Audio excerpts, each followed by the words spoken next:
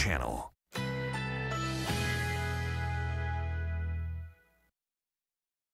Currently in our area, 57 degrees under mostly cloudy skies.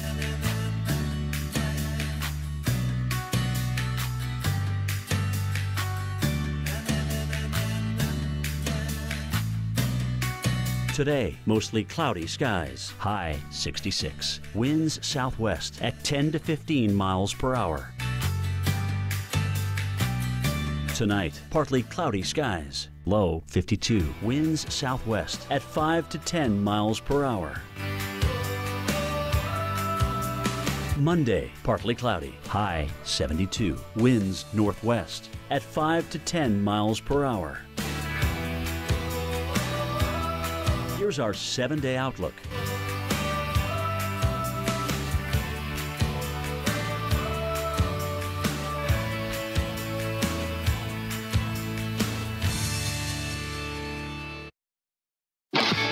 In this uncharted adventure, these are the travel moments I love most.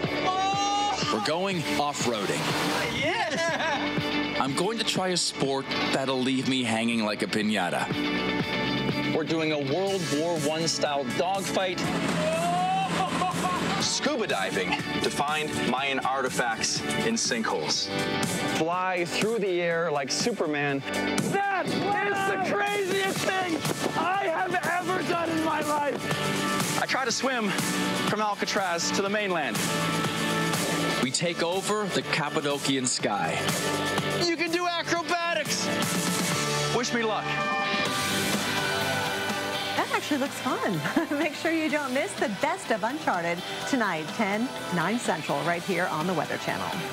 Well, this morning, Wisconsin recovering from a wild night of severe storms that inflicted a lot of damage in the south part of the state, especially the town of Argyle, which appears to be the hardest hit area, with an entire church flattened during the storm. Now, you can see people on the right-hand side of the screen. They're actually going through the rubble and the immediate aftermath. Today, survey teams will investigate the scene and confirm whether it was the work of a tornado or, Kelly, possibly straight-line winds. Yeah, there was hail, too, by the way. 2-inch diameter hail. That was in Dane County, Wisconsin, so we're talking bigger than golf balls. Yeah. And we could see more of that action as we go through the next several days. Starting up tomorrow, upper Midwest, we got it labeled here for everybody. Tuesday, and then the rest of the South and the East as we head toward the rest of the week. Absolutely. And notice that for tomorrow into, well, next several days, you see the momentum begin to wane. However, for today and for tomorrow, especially tomorrow, looks like this is going to be in full force, possibly some very strong storms. From the Arrowhead of Minnesota, and you mentioned camping season, right? Big Folks time. in RVs and campers and tents, make sure you watch out for this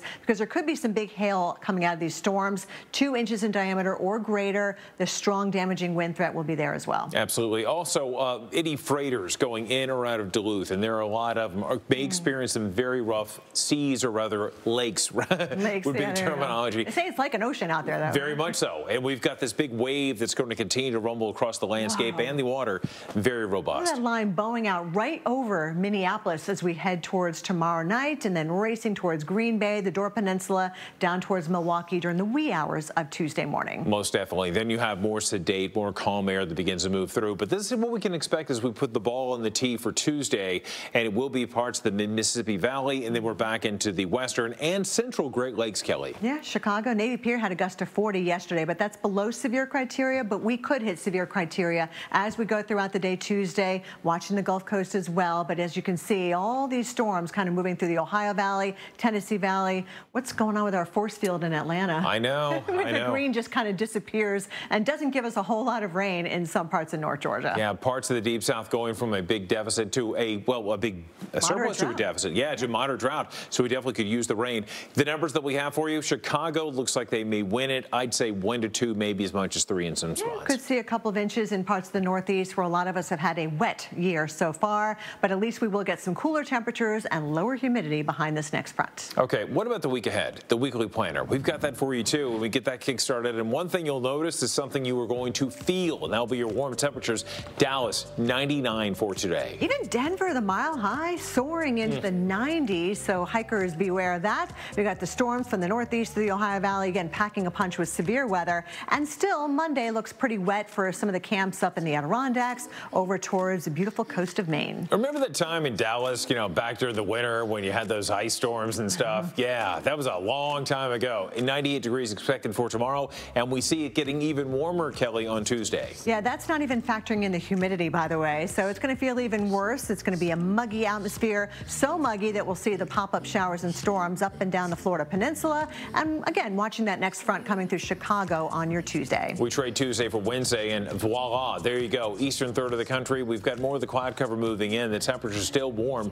Maybe a stray shower in Atlanta, but better chance of rain in Miami. You see the storms for New York City as we head toward the afternoon, and then Thursday, still some showers for New England, and we're kind of dotting the Gulf Coast out there from Louisiana through Alabama, Mississippi, and even into Florida. Oh my gosh, Dallas into the triple digits. You can stay there on your Thursday and your Friday. And New York with 79 degrees. Fargo warmer than New York with 81. It's the last weekend of June. There you are. Believe it? Here we go. Saturday, we've got the showers across the Midwest down through the southern plains, but dry for a lot of the northeast coastline. All right. Well, coming up today on Pattern, they are putting the smackdown on climate change. Lucha Libre wrestlers are jumping into the ring in the fight of their lives.